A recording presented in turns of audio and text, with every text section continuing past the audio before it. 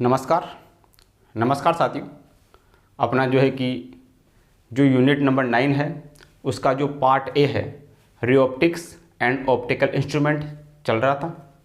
आज की क्लास में अपन क्या करेंगे, अपने पास में इसके जो कुछ क्वेश्चंस हैं उन क्वेश्चंस को लेकर क्या करेंगे, चर्चा करेंगे। अगर आपने थ्योरी क्लास नहीं पढ़ी है तो पहले आप थ्योरी क्लास को देखें। थ्योरी क्लास को देखने के बाद अपन इन क्वेश्चनों को करेंगे तो ये क्वेश्चन अपने पास में क्या हो जाएंगे, फटाफट सोल्व हो जाएंगे। सही है। तो आज की क्लास का अपने पास में पहला जो क्वेश्चन है उसमें अपने को दिया गया है कि अपने पास में एक समतल दर्पण है, प्रकाश पुंज को परावर्तित करके एक प्रतिबिंब बनाता है, दर्पण पर गिरने वाला प्रकाश पुंज होगा। सही है। तो देखना अपने पास में समतल दर्पण या प्लेन मिरर की बात करें, ये अपने पास में है समतल दर्पण। सही है। इस पर प्रकाश आएगा, इधर से अपने पास में आएगा प्रकाश, इस पर यहां से अपने पास में आएगा प्रकाश, इधर जाएगा। इस पॉइंट पर अपने पास में क्या बनेगा, इसको पीछे की तरफ बढ़ेंगे दोनों को, यहां बनेगा अपने पास में दर्पण के इस तरफ प्रतिबिंब। सही है। ये अपने पास में O, ये अपने पास में I। सही है। इधर अपने पास में बनेगा प्रतिबिंब। तो ये बोल रहा है कि दर्पण पर गिरने वाला प्रकाश पुंज क्या होगा। दर्पण पर गिरने वाला जो प्रकाश पुंज होगा ये अपने पास में यहाँ से आ रही किरणें, एक पॉइंट पर इकट्ठी हो रही है, एक पॉइंट पर इकट्ठी हो रही है। सही है। तो ये अपने पास में कैसा होगा, ये अपने पास में होगा एक अभिसारी दर्पण। सही है। दर्पण पुंज पर गिरने वाला प्रकाश पुंज होगा वो अपने पास में होगा अभिसारी प्रकाश पुंज होगा। सही है। अगर प्रकाश की किरण अलग अलग रेखाओं से आकर एक बिंदु पर मिलती है तो अपने पास में वहाँ क्या होता है, वहाँ अपने पास में होता है अभिसारी। सही है। ये अलग रेखा हो जा रही है और इस बिंदु पर आकर मिल रही है, तो जिस बिंदु पर आकर मिलती है वहाँ पर अपने पास में क्या होता है, अभिसारी होता है। सही है। तो जो दर्पण पर गिरने वाला प्रकाश पुंज होगा वो अपने पास में क्या होगा, वो अपने पास में होगा अभिसारी। सही है। यहाँ से आएगा दर्पण, प्रकाश किरण यहाँ से आएगी, यहाँ निकल जाएगी, इधर से प्रकाश किरण आएगी, यहाँ निकल जाएगी। सही है। तो प्रकाश की किरण अलग अलग रेखाओं से आकर एक बिंदु पर मिलती है तो वहाँ अपने पास में होता है अभिसारी। सही है। ये अलग अलग रेखाओं से आ रही है, आकर एक बिंदु पर मिल रही है, यहाँ भी एक बिंदु पर मिल रही है पीछे की तरफ, तो ये अपने पास में क्या हो गया, एक अभिसारी दर्पण हो गया। सही है। प्रकाश पुंज कैसा हो गया, अभिसारी हो गया, अभिसारी प्रकृति का हो गया। ऑप्शन नंबर 2 सी हो गया। आगे अपने पास में है एग्जाम्पल नंबर 2। दो समतल दर्पण परस्पर इस प्रकार स्थित है कि प्रथम दर्पण पर आपतित प्रकाश की किरण द्वितीय दर्पण के समांतर है तथा द्वितीय दर्पण से परावर्तित किरण प्रथम दर्पण के समांतर है, अतः दोनों दर्पणों के मध्य कोण क्या होगा। सही है। देखना सॉल्यूशन क्या होगा। अपने पास में दो दर्पण है, एक दर्पण अपने पास में ये है, दूसरा दर्पण अपने पास में ये है। दो दर्पण है, ये दर्पण नंबर 1 मान लेते हैं, ये दर्पण नंबर अपने पास में क्या है, सेकंड। ये प्रथम दर्पण, ये अपने पास में है द्वितीय दर्पण। क्या दे रखा है, दो समतल दर्पण परस्पर इस प्रकार स्थित है कि प्रथम दर्पण पर आपतित प्रकाश की किरण, यह प्रथम दर्पण है, इस पर आएगी प्रकाश की किरण, आपतित प्रकाश की किरण द्वितीय दर्पण के समांतर है। यह प्रथम दर्पण पर प्रकाश की किरण आ रही है, द्वितीय दर्पण के क्या है, समांतर है। सही है। तथा द्वितीय दर्पण से परावर्तित प्रकाश की किरण, ये द्वितीय दर्पण से परावर्तित प्रकाश की किरण यहाँ से आएगी, प्रकाश की किरण यहाँ से हो जाएगी परावर्तित। द्वितीय दर्पण से आपतित प्रकाश किरण या परावर्तित प्रकाश की किरण प्रथम दर्पण के समांतर है, यह अपने पास में होगी द्वितीय दर्पण से परावर्तित प्रकाश की किरण प्रथम दर्पण के समांतर होगी। सही है। अतः दोनों दर्पणों के मध्य कोण क्या होगा, दोनों दर्पणों के मध्य कोण ये ज्ञात करना है अपने को, थीटा का मान। सही है। तो यहाँ से अपने पास में ये आएगी प्रकाश की किरण, आपतित प्रकाश की किरण, परावर्तित प्रकाश की किरण, एंगल सेम होगा। अगर अपने पास में आपतन कोण I का मान थीटा है तो परावर्तन कोण का मान भी कितना होगा, थीटा होगा। सही है। इधर आपतन कोण का मान ये अपने पास में थीटा है तो यह भी अपने पास में कितना होगा, थीटा होगा। सही है। क्या ये थीटा, ये थीटा, ये थीटा, तीनों कोण बराबर, ये बन रहा है एक त्रिभुज, तीनों कोण बराबर, तो थीटा का मान कितना होगा, यहाँ थीटा का मान अपने पास में होगा 60 डिग्री। थीटा का मान 60 डिग्री होगा तो 60, 60 और 60 180 डिग्री हो जाएगा। तो यहाँ से अपने पास में होगा थीटा बराबर 60 डिग्री। थीटा बराबर 60 डिग्री कौन से ऑप्शन में आ रहा है, ये अपने पास में आ रहा है ऑप्शन नंबर 3 में। तो जो ऑप्शन नंबर 3 है वो अपना इसके लिए करेक्ट हो जाएगा। सही है। तो ये अपने पास में एक थ्योरेटिकल क्वेश्चन भी है, डायरेक्ट भी आ जाना चाहिए। इस केस में अपने पास में क्या होगा, थीटा का मान होगा 60 डिग्री। ऑप्शन नंबर जो 3 है वो अपना करेक्ट हो जाएगा। सही है।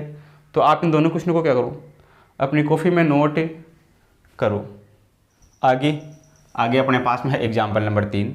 इसमें अपने को दिया गया है कि 10 सेंटीमीटर फोकस दूरी के अवतल दर्पण के सम्मुख 2 सेंटीमीटर लंबी वस्तु 15 सेंटीमीटर पर स्थित है तो प्रतिबिंब का आकार और प्रकृति ज्ञात करनी है। सही है, तो देखना प्रतिबिंब का आकार बोले तो प्रतिबिंब की हाइट अपने को ज्ञात करनी है।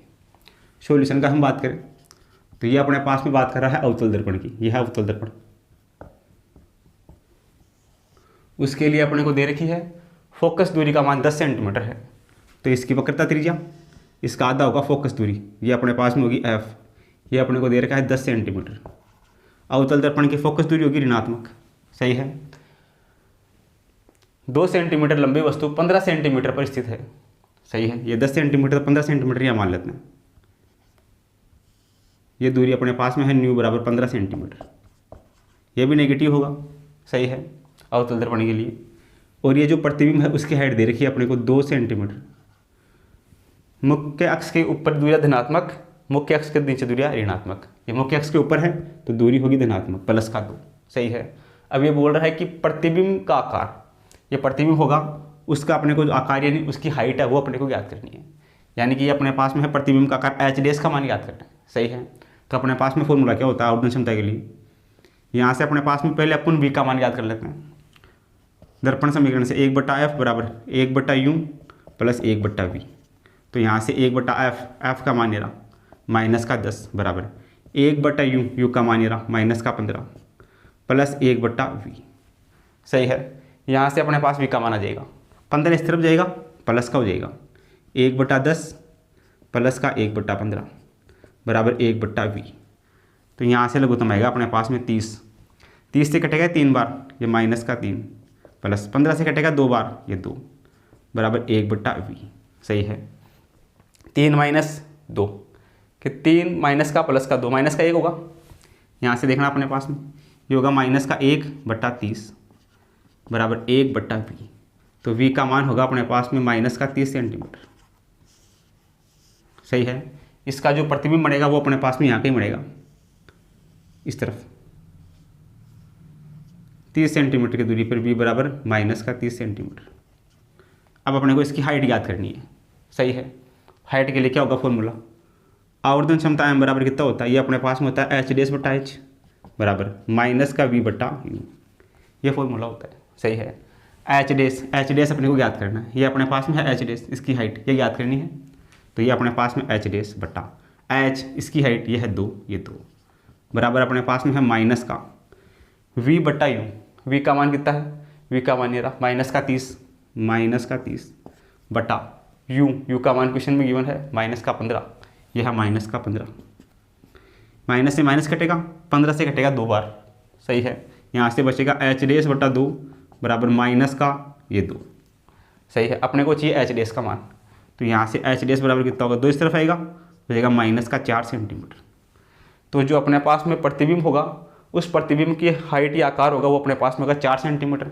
अब माइनस है, माइनस यानी नीचे की तरफ होगा और ये दर्पण के इसी तरफ बन रहा है, मतलब ये क्या है वास्तविक है, तो 4 सेंटीमीटर वास्तविक।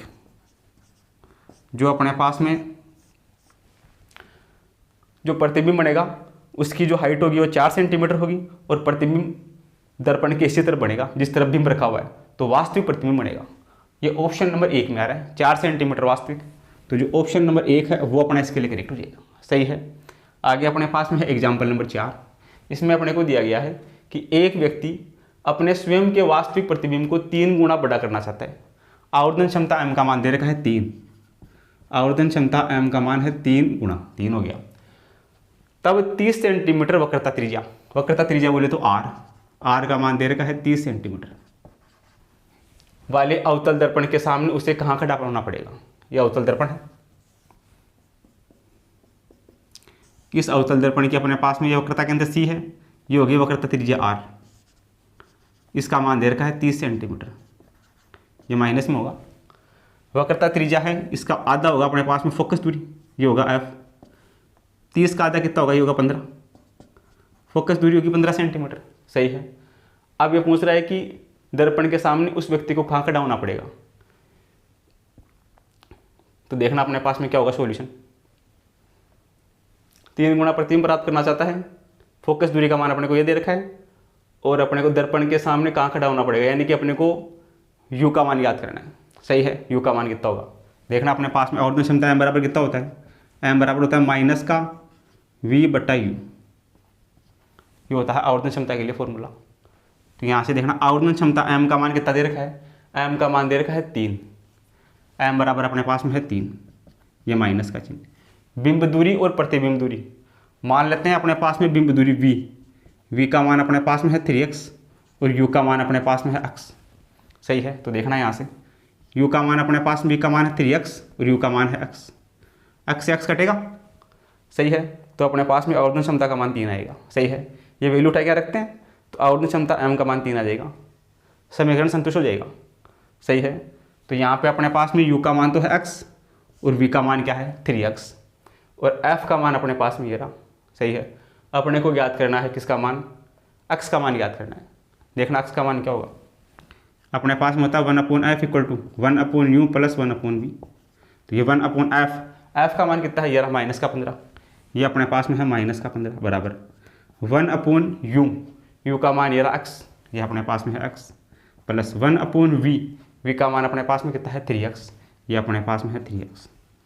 x का मान चाहिए अपने को, तो 1/15 माइनस का बराबर इधर अपने पास में 3x, x से x कटेगा 3 बचेगा, 3x से 3x कटेगा 1 बचेगा, सही है। देखना क्या होगा यहाँ पे 1/15 ये माइनस का बराबर 4/3x, ये 4 से इधर मल्टीप्लाई होगा, ये 3 से इधर मल्टीप्लाई होगा, ये होगा माइनस का 3x बराबर 15 चौका 60। तो x बराबर ये इससे कटेगा, बचेगा माइनस का 20 सेंटीमीटर।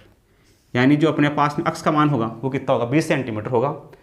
जो व्यक्ति होगा उसको दर्पण की तरफ, इस दर्पण के सामने 20 सेंटीमीटर पर, मतलब यहाँ की घटाना पड़ेगा, ये हो गया u का मान माइनस का 20 सेंटीमीटर, सही है। दर्पण की तरफ 20 सेंटीमीटर की दूरी पर उसे घटाना पड़ेगा। 20 सेंटीमीटर कौन से में है, ये अपने पास में है दूसरे ऑप्शन में, सही है। इस वाले समीकरण से x का मान अपने पास में v का मान 3x और u का मान x रखेंगे यहाँ पे, तो ये 3 और 3 सेटिस्फाई करेगा इसको।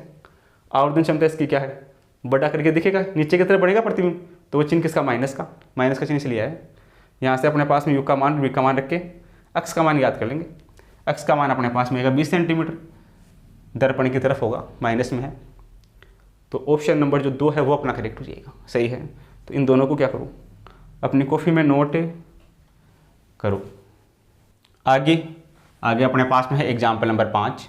इसमें अपने को दिया गया है कि एक अवतल दर्पण जिसकी फोकस दूरी 20 सेंटीमीटर से 40 सेंटीमीटर की दूरी पर वस्तु रखी जाती है, प्रतिबिंब बनेगा। प्रतिबिंब अपने को चेक करना है कि प्रतिबिंब कहाँ बनेगा, कैसा बनेगा, सही है। देखना सॉल्यूशन क्या होगा। ये बात कर रहा है अपने पास में अवतल दर्पण की, यह है अवतल दर्पण, सही है।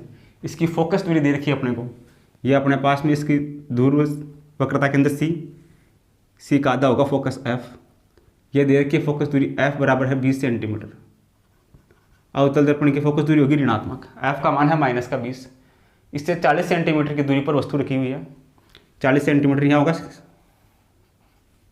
अपने पास में वक्रता के अंदर सी पे इसका दुगुना, यहाँ पर वस्तु रखी हुई है, ये अपने पास में है u का मान है अपने पास में माइनस का 40 सेंटीमीटर, सही है। तो प्रतिबिंब बनेगा, प्रतिबिंब यानी कि अपने को v का मान याद करना है। v का मान क्या होगा, दर्पण समीकरण क्या होता है 1/f equal to 1/u plus 1/v। तो यहाँ से 1/f, f का मान ये रहा माइनस का 20 बराबर 1/u, u का मान ये रहा यह है माइनस का 40 प्लस 1/v, सही है। 1/f equal to 1/u plus 1/v। यहाँ से v का मान याद करना है, तो देखना 1/20 ये माइनस का, इस तरफ जाएगा ये प्लस का हो जाएगा, ये प्लस का 1/40 बराबर 1/v। यहाँ से लघुत्तम आएगा 40, ये कटेगा इससे 2 बार, माइनस का 2 प्लस ये इससे कटेगा 1 बार, तो ये 1 बराबर 1/v। 2 माइनस का और 1 प्लस का, 1 बचेगा माइनस का, तो माइनस का 1/40 बराबर 1/v।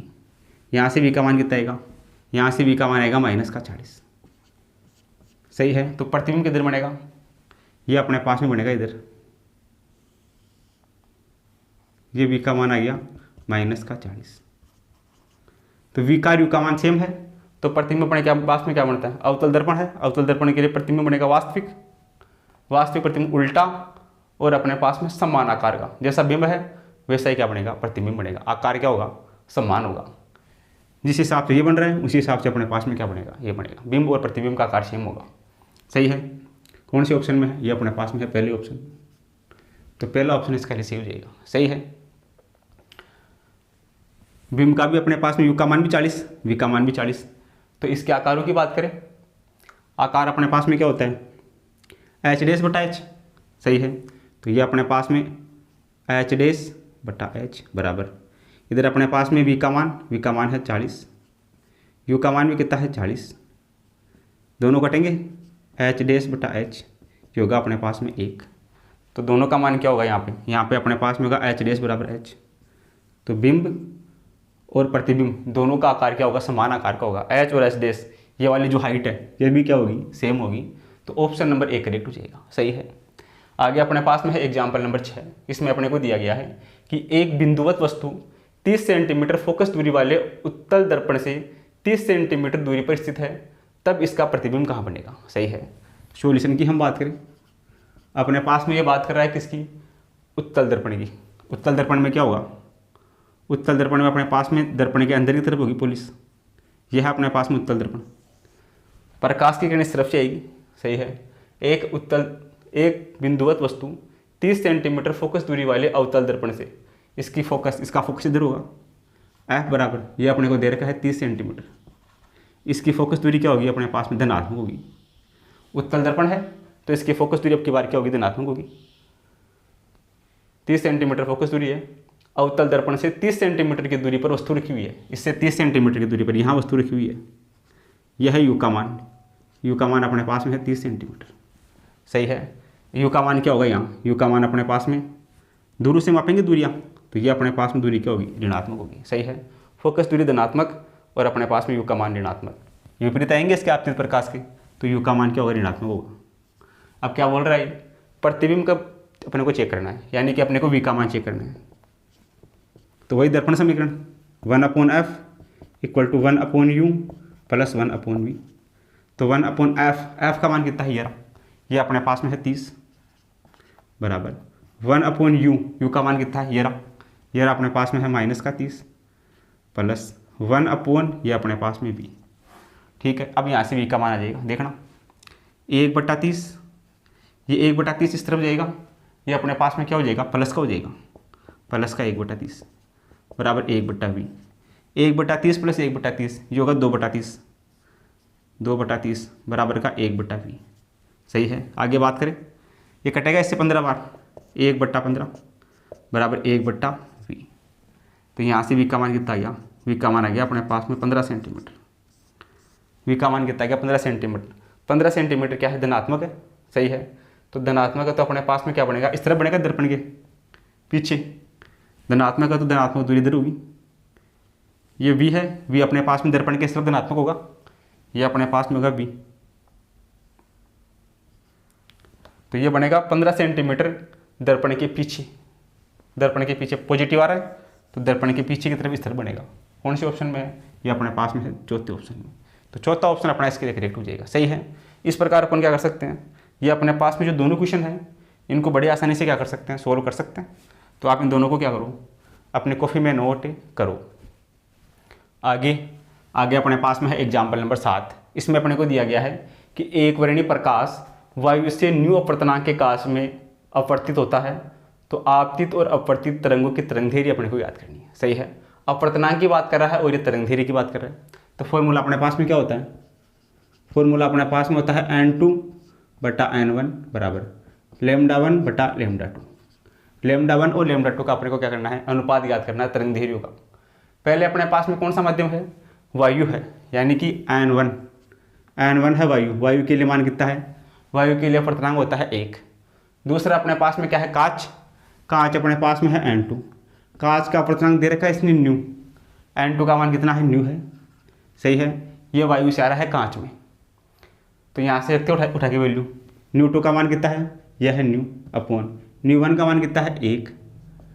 सही है। इधर अपने पास में λ1/λ2, तो तरंगधैर्य का अनुपात λ1/λ2 बराबर अपने पास में कितना हो जाएगा, न्यू/1। न्यू अनुपातन कौन से में है? यह है तीसरे ऑप्शन में। तो तीसरा ऑप्शन अपना सी हो जाएगा। सही है, ये अपने पास में रिलेशन होता है तरंग दैर्ध्य और अपवर्तनांक में। ठीक है, आगे अपने पास में एग्जाम्पल नंबर 8। एक समतल दर्पण पर आपतित प्रकाश की किरण की परगामी दिशा अपने को ये दे रखी है तथा परावर्तन के बाद परगामी दिशा ये हो जाती है, तो आपतन कोण का मान याद करो। सही है, तो देखना सॉल्यूशन क्या होगा। ये अपने पास में है एक समतल दर्पण। सही है, ये अपने पास में है अभिलंब। सही है, अब ये क्या बोल रहा है कि समतल दर्पण पर आपतित प्रकाश की किरण की परगामी दिशा ये दे रखी है 1/2 I + √3G। ये अपने पास में है आपतित किरण, इसे आएगी यहाँ पे।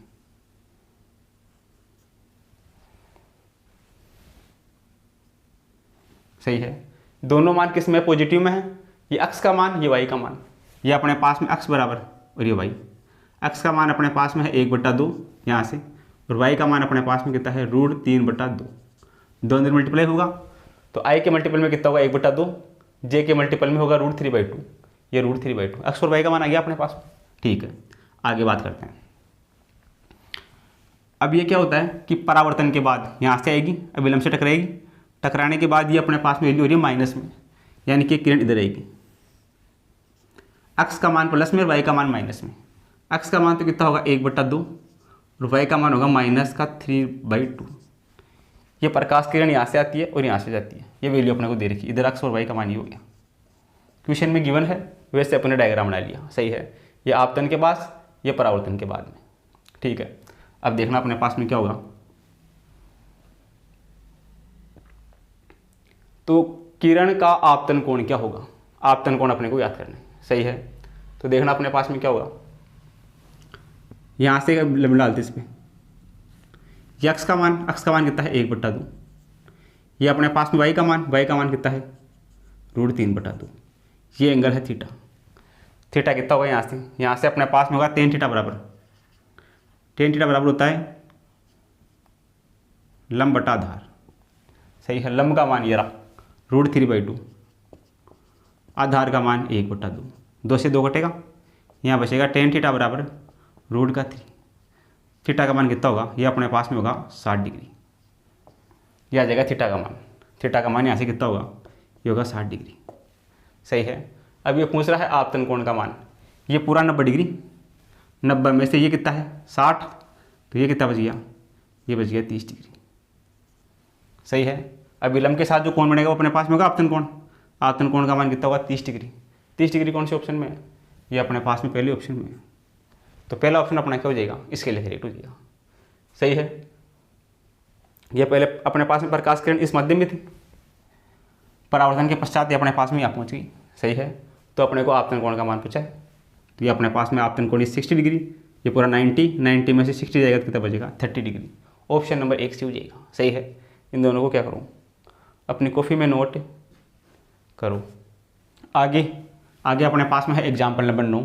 इसमें अपने को दिया गया है कि T मोटाई व N अपवर्तनांक वाले कांच की एक प्लेट में प्रकाश गुजरता है।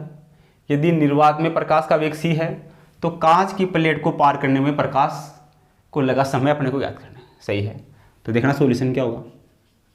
ये अपने पास में कोई कांच की प्लेट है, इसकी मोटाई दे रखी है, ये अपने पास में है स्मॉल t। क्वेश्चन में गिवन है स्मॉल t मोटाई, इसका अपवर्तनांक अपने पास में है n वाली एक कांच की पट्टिका है। इसमें से प्रकाश गुजरेगा, प्रकाश इसमें से गुजरेगा, प्रकाश गुजरता है। यदि निर्वात में प्रकाश का वेग, वेलोसिटी ऑफ लाइट अपने पास में c है, तो कांच की प्लेट पार करने में प्रकाश को लगा समय याद करना है। तो समय अपने को t याद करना है। समय बराबर क्या होता है? दूरी बटा चाल। समय बराबर होता है दूरी बटा चाल। दूरी बटा चाल, दूरी कितनी तय कर रही है? t मोटाई की है तो t दूरी तय करेगा स्मॉल t बटा इसके चाल बोले तो वेग। सही है, तो यहाँ से अपने पास में t बराबर कितना होगा? ये t बटा v का मान कितना होगा? v बराबर अपने पास में होता है c बटा n। वेग बराबर कितना होता है? c बटा n। c अपने पास में प्रकाश का वेग, n अपने पास में अपवर्तनांक, तो v का मान अपने पास में होगा c बटा n। तो यहाँ से लगा समय कैपिटल T बराबर ये t, ये बटा में है, ऊपर जाएगा उल्टा हो जाएगा, ये अपने पास में हो जाएगा n और ये c। तो जो लगा समय कैपिटल T होगा वो अपने पास में होगा n स्मॉल टी बटा सी। कौन सी ऑप्शन में है? ये अपने पास में है तीसरी ऑप्शन में। तीसरा ऑप्शन अपना इसके लिए करेक्ट हो जाएगा। सही है। स्मॉल टी क्या है? स्मॉल टी है इसकी मोटाई, सी अपने पास में प्रकाश का वेग, एन अपने पास में इसका अपवर्तनांक। सही है, तो ऑप्शन नंबर 3 सी हो जाएगा। आगे अपने पास में है एग्जाम्पल नंबर 10। जब एक प्रकाश तरंग वायु से पानी में, वायु अपने पास में क्या है? विरल माध्यम, पानी अपने पास में क्या है? सघन माध्यम। जब प्रकाश की किरण विरल माध्यम से सघन माध्यम में प्रवेश करती है तो कौन सा गुण अपरिवर्तित रहता है? इसमें अपने पास में वेग, आयाम, तरंग दैर्ध्य बदल जाता है, लेकिन आवृत्ति यानी कि इसकी फ्रीक्वेंसी, आवृत्ति अपने पास में क्या रहती है? ये अपने पास में अपरिवर्तित रहती है। जब कोई प्रकाश की किरण एक माध्यम से दूसरे माध्यम में प्रवेश करती है तो आवृत्ति का मान क्या होता है? अपरिवर्तित रहता है। तो अपरिवर्तित कौन सा होगा? आवृत्ति होगा। ऑप्शन नंबर सी सी हो जाएगा। सही है। इन दोनों को क्या करो? अपनी कॉपी में नोट करो। आगे अपने पास में है एग्जाम्पल नंबर 11। इसमें दिया गया है कि एच गहराई वाले बर्तन का प्रत्येक 1/4 भाग N1, N2, N3, N4 अपवर्तनांक वाले दरों से भरा है। लंबवत देखने पर बर्तन की आभासी गहराई क्या होगी? सही है। देखना सॉल्यूशन क्या होगा। ये अपने पास में कोई बर्तन है, उस बर्तन की हाइट दे रखी है अपने को h। सही है। h गहराई वाला एक बर्तन है, प्रत्येक 1/4 भाग यानी कि h/4 इसका अपवर्तनांक है N1। ये इसका 1/4 भाग h/4 इसका अपवर्तनांक है N2। ये अपने पास में इसका 1/4 भाग h/4 इसका अपवर्तनांक है N3। ये इसका अपने पास में h/4 इसका अपवर्तनांक अपने पास में है N4। सही है। प्रत्येक 1/4 भाग है, उसके अपवर्तनांक N1, N2, N3, N4 question में गिवन है। दरों से भरा है। लंबवत देखने पर, लंबवत इसको देख रहा है तो देखने पर आभासी गहराई का मान क्या होगा? सही है। तो अपने पास में देखना अपवर्तनांक n बराबर अपने पास में होता है वास्तविक गहराई बटा आभासी गहराई। वास्तविक गहराई बोले तो h बटा आभासी गहराई। आभासी गहराई बोले तो अपने पास में h डेस। ठीक है। तो यहाँ से अपने पास में n बराबर होगा h बटा h डेस। ये अपने पास में बनेगा फॉर्मूला। ठीक, आगे चलते हैं। प्रत्येक के लिए चेक करते हैं। अपने को पूछा है आभासी गहराई। आभासी गहराई बोले तो h डेस बराबर कितना होगा? ये होगा h बटा n। h अपने पास में वास्तविक गहराई, n अपने पास में अपवर्तनांक।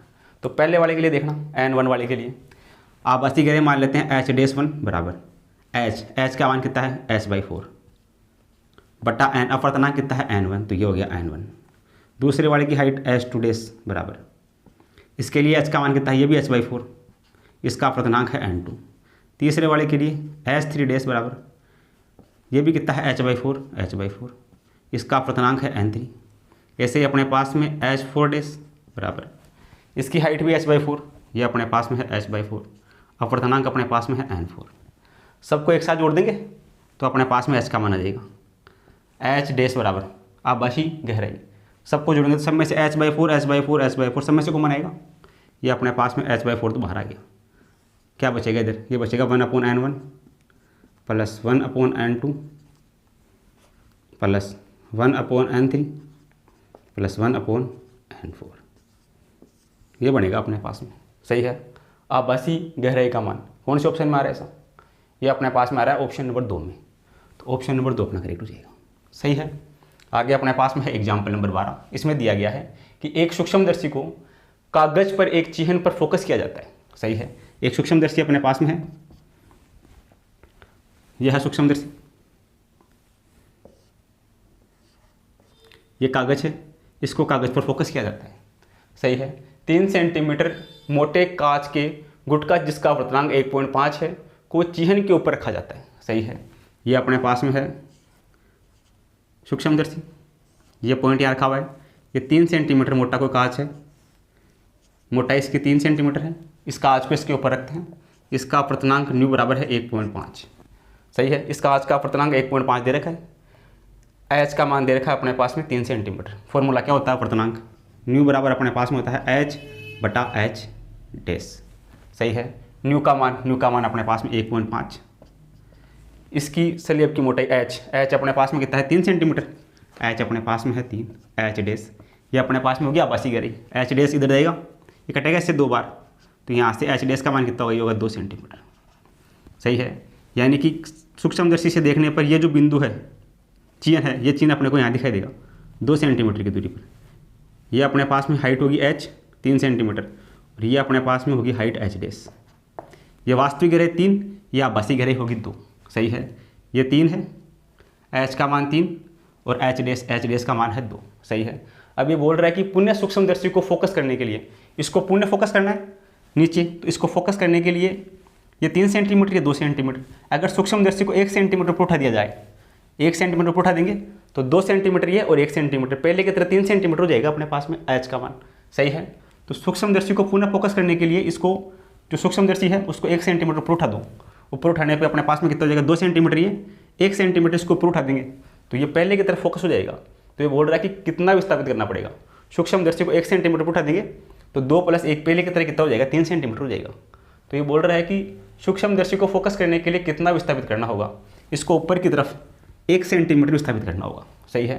इसको 1 सेंटीमीटर पर उठा देंगे तो ये 2 तो यही, 1 इसमें जुड़ जाएगा, पहले की तरह कितना हो जाएगा, 3 सेंटीमीटर हो जाएगा। तो इन दोनों को क्या करो, अपनी कॉपी में नोट करो।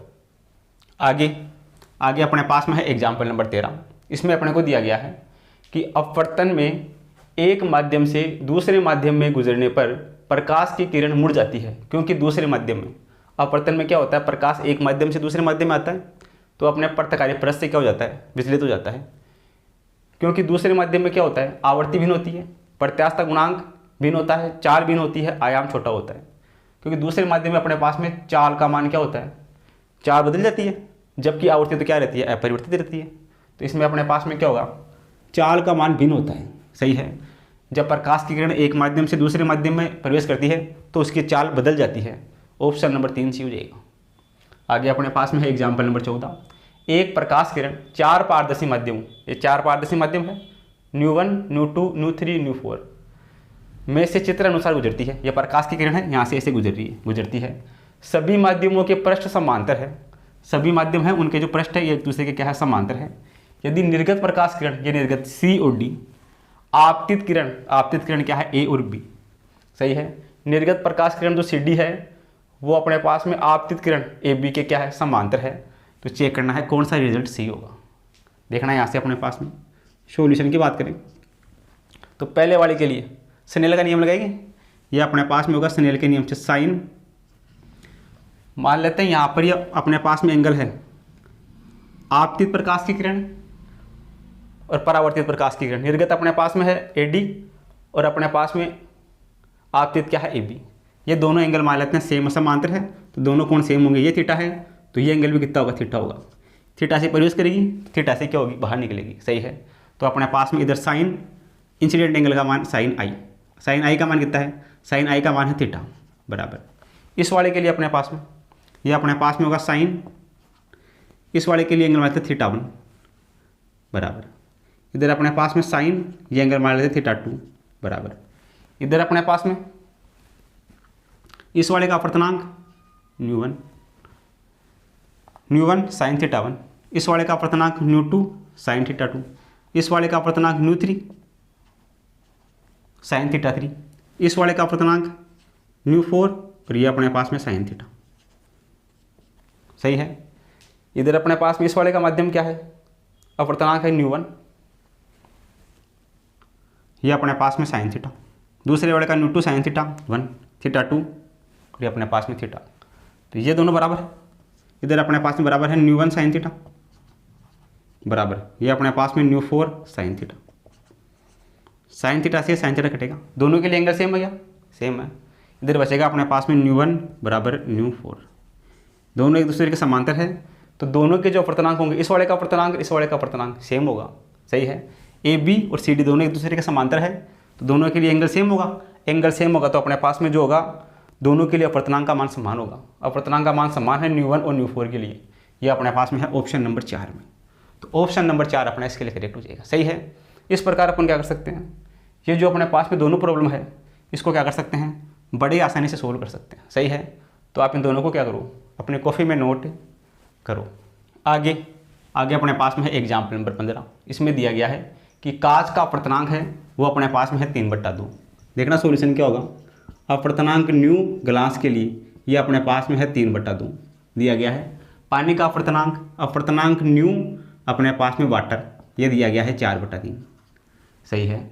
अगर प्रकाश की चाल कांच में 2 × 10⁸ है तो पानी में प्रकाश की चाल क्या होगी? सही है।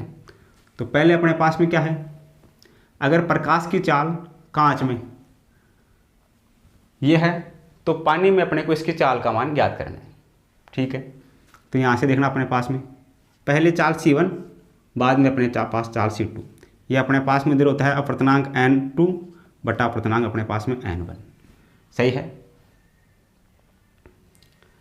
अगर कांच की चाल, यदि प्रकाश की चाल कांच में अपने को यदि रखी है तो पानी में इसकी चाल का मान ज्ञात करना है। सही है।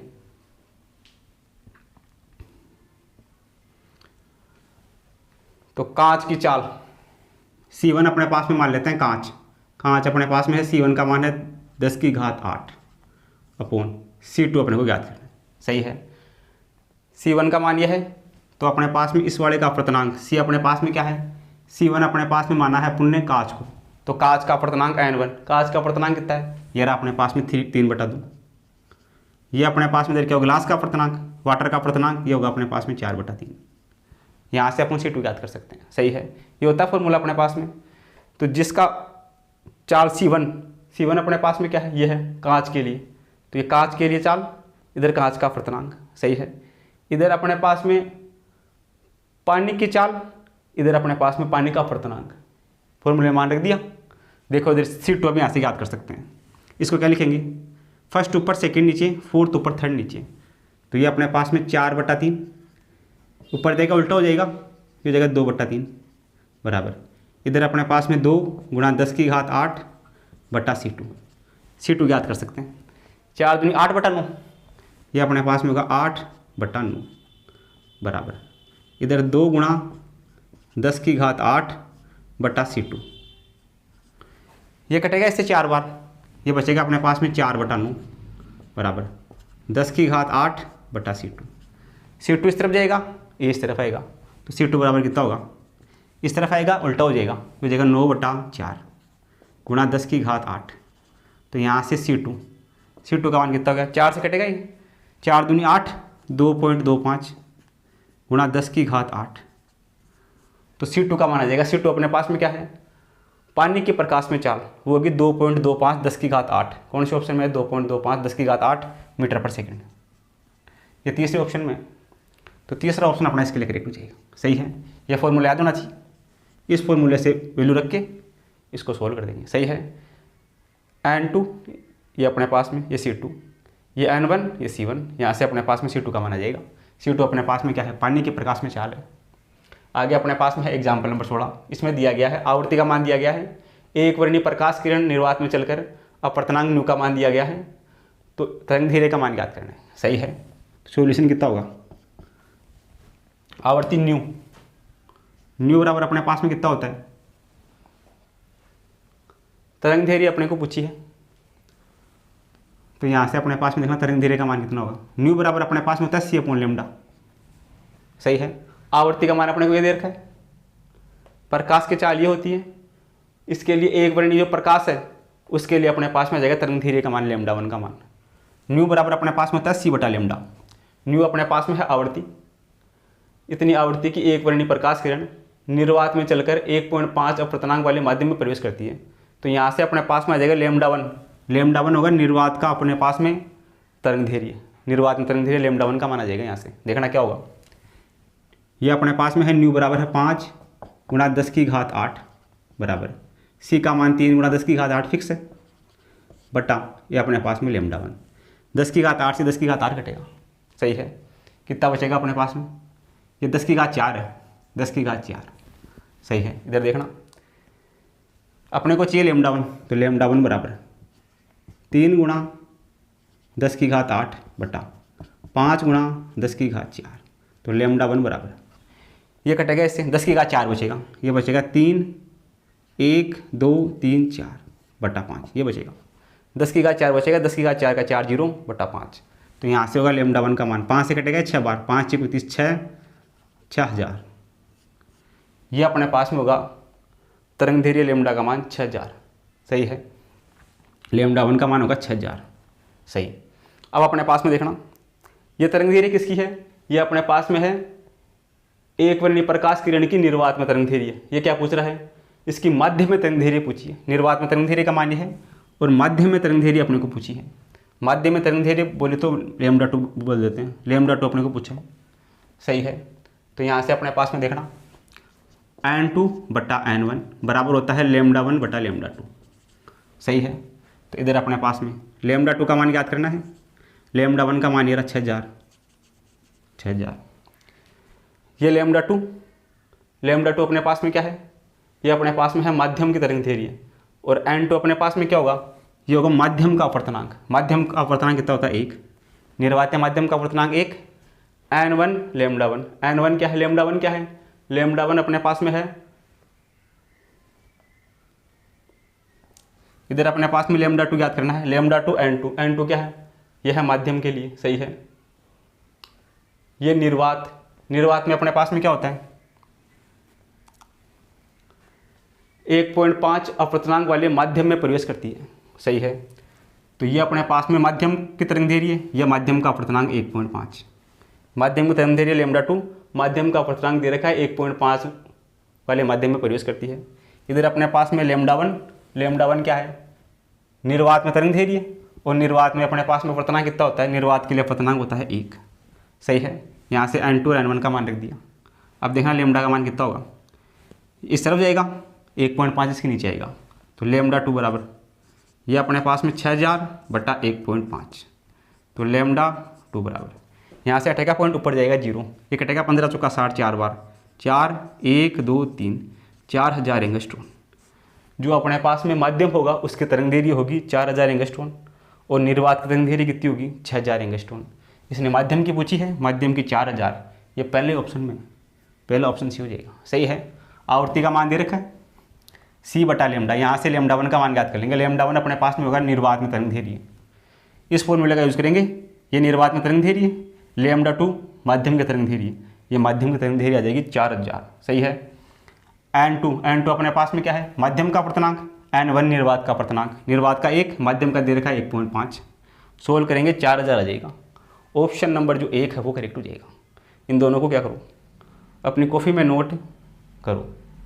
आगे अपने पास में है एग्जाम्पल नंबर 17। इसमें अपने को दिया गया है कि जब प्रकाश वायु से कांच में अपवर्तित होता है तो अपने पास में तरंग धैर्य और आवर्ती पर क्या प्रभाव पड़ता है। तो जब कांच अपने पास में, जब प्रकाश एक माध्यम से दूसरे माध्यम में आता है तो आवर्ती तो अनचेंज रहती है, आवर्ती का मान क्या रहता है, अपरिवर्तित रहता है। तरंग धैर्य का मान बदलता है। सही है। तो देखना अपने पास में आवर्ती तो रहेगी अपरिवर्तित। अपरिवर्तित कौन से ऑप्शन में, ये अपने पास में है ऑप्शन नंबर 2 में, ऑप्शन नंबर 3 में। सही है। अब तरंग धैर्य की बात कर लेते हैं, तरंग धैर्य पर क्या प्रभाव पड़ेगा। सही है। तो यहाँ से अपने पास में अपवर्तनांक n2 बटा n1 बराबर अपने पास में होता है λ1 बटा λ2, ये होता है फॉर्मूला। सही है। इसका मतलब जो अपवर्तनांक n होता है यह समानुपाती होता है 1 तरंग धैर्य के, व्युत्क्रमानुपाती होता है। अपवर्तनांक तरंग धैर्य के व्युत्क्रमानुपाती होता है। ये अपने पास में आ गया। तो यहाँ से अपने पास में देखना, जब प्रकाश की किरण वायु से आ रही है कांच में, अपवर्तनांक n किसका, एयर का, और अपवर्तनांक n अपने पास में किसका, कांच बोले तो ग्लास का। तो एयर के लिए 1 और ग्लास के लिए अपने पास में है 1.5 अपवर्तनांक। सही है। जब प्रकाश की किरण वायु से आ रही है कांच में तो अपवर्तनांक का मान बढ़ रहा है क्या, अपवर्तनांक का मान बढ़ रहा है। अगर अपवर्तनांक का मान अगर बढ़ रहा है तो तरंग धैर्य क्या हो जाएगा, कम हो जाएगा। सही है क्या। जब प्रकाश की किरण एयर से ग्लास में आ रही है, वायु से कांच में आ रही है, तो अपवर्तनांक बढ़ रहा है। अगर अपवर्तनांक बढ़ रहा है तो तरंग धैर्य क्या होगा, कम होगा। दोनों एक दूसरे के व्युत्क्रमानुपाती है, तो तरंग धैर्य का मान कम होगा और आवर्ती अपरिवर्तित रहेगी। कौन से ऑप्शन में है, ये अपने पास में है तीसरे ऑप्शन में। तरंग धैर्य कम और आवर्ती अपरिवर्तित, या वही रहेगी। एग्जाम्पल नंबर 18, इसमें अपने को दिया गया है कि एक समतल कांच की पट्टिका बहुत सारे रंगीन अक्षरों के ऊपर रखी गई है, तो कौन सा अक्षर सबसे कम उठा हुआ दिखाई देगा। सही है। देखना सॉल्यूशन क्या होगा। ये अपने पास में एक समतल कांच की पट्टिका है, ये बहुत सारे रंगों के ऊपर रखी गई है, बहुत सारे रंग है, इसके ऊपर एक कांच की पट्टिका ला के रख दी। सही है। रंग कौन कौन से होंगे, ये अपने पास में होंगे VIB ग्योर। सही है। ये होगा क्रम VIB ग्योर। तो ये बोल रहा है कि सबसे कम उठा हुआ कलर कौन सा दिखाई देगा। तो अपने पास में न्यू बराबर कितना होता है, न्यू बराबर होता है C/λ। सही है। और एक अपने पास में अपवर्तनांक न्यू बराबर कितना होता है, न्यू बराबर अपने पास में होता है h बटा h डैश। सही है, ये हाइट पे या अपने पास में तरंग धैर्य पे। सही है, यानी कि अपने पास में जिसके लिए तरंग धैर्य का मान ज़्यादा होगा उसके लिए अपने पास में h डैश का मान भी ज़्यादा होगा। इन दोनों से जिसके लिए तरंग धैर्य ज़्यादा उसके लिए h डैश का मान ज़्यादा। सर्वाधिक तरंग धैर्य किसका होता है इनमें, लाल रंग का तरंग धैर्य सर्वाधिक है, तो लाल रंग के लिए अपने पास में h डैश का मान यानी आभासी गहराई का मान ज़्यादा होगा। आभासी गहराई का मान क्या होगा, ज़्यादा होगा। और अपने पास में जो वोयलेट कलर है, वोयलेट कलर के लिए तरंग धैर्य कम है, तरंग धैर्य कम होगी तो आभासी गहराई का मान भी कम होगा। वोयलेट के लिए अपने पास में आभासी गहराई का मान भी कम होगा। सही है, इधर अपने पास में आभासी गहराई का मान कितना होगा, ज़्यादा होगा, ये अपने पास में h डैश। सही है, तरंग धैर्य ज़्यादा तो h डैश ज़्यादा, तरंग धैर्य कम तो h डैश कम। अभी बोल रहा है सबसे कम उठा हुआ कलर कौन सा दिखाई देगा, ये सबसे कम उठा हुआ कलर यही दिखाई देगा, सबसे कम उठा हुआ। सर्वाधिक उठा हुआ कौन सा दिखाई देगा, वोयलेट कलर का। इधर चलेंगे अपन तो अपने पास में एक कलर ऐसे उठेंगे ऊपर, तो सर्वाधिक उठा हुआ सबसे कम उठा हुआ दिखाई देगा लाल, और सबसे ज़्यादा उठा हुआ दिखाई देगा वोयलेट। ये कम की बात कर रहा है, तो सबसे कम उठा हुआ अपने को दिखाई देगा रेड कलर। रेड कलर कौन से ऑप्शन में है, चौथे ऑप्शन में। यहाँ से निकाल देंगे, जिसके लिए तरंग धैर्य ज़्यादा उसके लिए h डैश का मान ज़्यादा। h डैश का मान ज़्यादा है तो ये कम उठा हुआ दिखाई देगा, इसके लिए h डैश का मान कम होगा तो ये यहाँ कलर यहाँ दिखाई देगा ज़्यादा उठा हुआ, ये दिखाई देगा कम उठा हुआ। तो लाल रंग के लिए अक्सर है वो अपने पास में सबसे कम उठा हुआ दिखाई देगा, ऑप्शन नंबर 4 से हो जाएगा। इन दोनों को क्या करूँ, अपनी कॉपी में नोट करो। आगे अपने पास में है एग्जाम्पल नंबर 19। इसमें अपने को दिया गया है कि जल का अपवर्तनांक 1.33 है, तो जल में प्रकाश की चाल क्या होगी। जल में प्रकाश की चाल या वेग का मान अपने को ज्ञात करना है। सही है, तो वेग भी बराबर अपने पास में होता है c बटा n। c अपने पास में प्रकाश की चाल, n अपने पास में होता है अपवर्तनांक। तो वेग या चाल अपने पास में v बराबर कितना होगा, c का मान 3 × 10⁸ फिक्स है। वेलोसिटी ऑफ लाइट, अपवर्तनांक दे रखा है अपने को 1.33, अपवर्तनांक दे रखा है न्यू जल के लिए, वाटर के लिए ये दे रखा है 1.33। ये इसको क्या लिख सकते हैं, अपवर्तनांक ऑफ वाटर ये होता है 4/3। रख दे 4/3। तो यहाँ से v बराबर ये बट्टा में है, ऊपर जाएगा उल्टा हो जाएगा, 3 × 10⁸, ये उल्टा हो जाएगा, ये हो जाएगा 3/4। तो v बराबर 3 × 9 × 10⁸/4। तो वेग v बराबर 4 से कटेगा ये, 4 दूनी 8, 2.25 × 10⁸ मीटर पर सेकेंड। सही है, जो प्रकाश की चाल होगी वो होगी 2.25 × 10⁸। ये अपने पास में है दूसरे ऑप्शन में, तो दूसरा ऑप्शन अपना इसके लिए करेक्ट हो जाएगा। सही है, आगे अपने पास में है एग्जाम्पल नंबर 20। यदि माध्यम से निर्वात में पूर्ण आंतरिक परावर्तन के लिए क्रांतिक कोण का मान 30 है, तो माध्यम में प्रकाश का वेग कितना होगा। सही है, देखना सॉल्यूशन क्या होगा। पूर्ण आंतरिक परावर्तन क्रिटिकल एंगल अपने को दे रखा है, ये अपने पास में होता है पूर्ण आंतरिक परावर्तन IC, ये अपने पास में है 30 डिग्री। सही है, माध्यम में प्रकाश का वेग अपने को ज्ञात करना है। तो यहाँ से अपने पास में देखना, ये अपने पास में है IC, तो अपवर्तनांक कितना होता है, अपवर्तनांक न्यू बराबर अपने पास में होता है 1/sin IC। सही है, यहाँ से अपवर्तनांक का मान आ जाएगा, तो अपवर्तनांक न्यू बराबर 1/sin IC का मान है 30 डिग्री। तो न्यू बराबर 1/sin 30 का मान कितना होता है, ये होता है 1/2। ऊपर जाएगा उल्टा हो जाएगा, न्यू बराबर हो जाएगा 2। न्यू बोले तो अपवर्तनांक का मान हो जाएगा 2, अपवर्तनांक का मान 2 आ गया। अपने को इसके लिए वेग ज्ञात करना है, तो वेग v बराबर कितना होता है c/n। c प्रकाश का वेग, n अपवर्तनांक। तो वेग v बराबर प्रकाश का वेग 3 × 10⁸ अपॉन इसके लिए अपवर्तनांक के निकाल लिया 2, अपवर्तनांक है 2। तो इसका प्रकाश माध्यम में प्रकाश की वेग या प्रकाश की चाल भी बराबर कितनी होगी, कटेगा इससे 1.5 बार × 10⁸ मीटर पर सेकेंड। 1.5 × 10⁸ मीटर पर सेकेंड दूसरे ऑप्शन में, दूसरा ऑप्शन सी हो जाएगा। सही है, ये अपने पास में होता है अपवर्तनांक के लिए फॉर्मूला। यहाँ से न्यू का मान निकाल लेंगे, न्यू का मान उठा के रख देंगे, न्यू या n, ये अपने पास में 1/न्यू अपवर्तनांक न्यू मान रखा है तो न्यू। यहाँ से अपने पास में वेग का मान आ जाएगा 1.5 × 10⁸। ऑप्शन नंबर 2 सी हो जाएगा। सही है, इन दोनों को क्या करूँ, अपनी कॉपी में नोट करो। आगे अपने पास में है एग्जाम्पल नंबर 21। इसमें अपने को दिया गया है कि प्रकाश को 4 मिलीमीटर मोटे एवं न्यू बराबर 3 अपवर्तनांक वाले कांच से गुजरने में कितना समय लगेगा। सही है, अपने को इसमें चेक करना है। तो देखना सॉल्यूशन क्या होगा। ये अपने पास में कोई कांच है, इस कांच की मोटाई अपने को दे रखी है 4 मिलीमीटर। ये अपने पास में है 4 मिलीमीटर या 4 गुणा 10 की घात माइनस का 3 मीटर। सही है। अब अपर्तनांक का मान दे रखा है न्यू। इस कांच का अपर्तनांक न्यू बराबर है 3। प्रकाश को कांच से गुजरने में लगा समय ज्ञात करना है। तो समय बराबर अपने पास में क्या होता है, दूरी बटा चाल, दूरी बटा चाल। तो समय t बराबर दूरी, कांच की मोटाई कितनी है 4 गुणा 10 की घात 3, इतनी दूरी तय करेगा ये। दूरी का मान कितना है 4 गुणा 10 की घात माइनस का 3 बटा चाल। चाल अपने पास में क्या होता है, चाल v बराबर अपने पास में होता है c बटा n। तो यहाँ से v बराबर c बटा n, c का मान कितना है फिक्स है 3 गुणा 10 की घात 8 बटा n। अपने पास में अपर्तनांक n या न्यू, या क्वेश्चन में दे रखा है न्यू, न्यू अपर्तनांक, न्यू का मान है 3, ये अपने पास में है 3। तो यहाँ से v का मान कितना आया, 3 से 3 कटेगा, ये बचेगा 10 की घात 8। v का मान है 10 की घात 8, उठा के यहाँ रखते हैं। तो दूरी बटा चाल, चाल का मान कितना है 10 की घात 8। तो यहाँ से समय t बराबर ये 4 गुणा 10 की घात 8 ऊपर जाएगा, माइनस का हो जाएगा 8 और 3 कितना हो जाएगा 11, 10 की घात माइनस का 11। ये अपने पास में होगा समय 4 गुणा 10 की घात माइनस का 11। ऑप्शन नंबर 1 में है, ऑप्शन नंबर 1 अपना इसके लिए क्या हो जाएगा, करेक्ट हो जाएगा। सही है। आगे अपने पास में है एग्जाम्पल नंबर 22। एक प्रकाश पुंज क्षेत्र 1 से 4 में संचरित होता है। ये प्रकाश है वो अपने पास में क्षेत्र 1, 2, 3, 4 में संचरित होता है। चित्रानुसार क्षेत्र 1, क्षेत्र 2, क्षेत्र 3 और क्षेत्र 4 के अपर्तनांक अपने पास में है n0, n0/2, n0/6 और n0/8 है।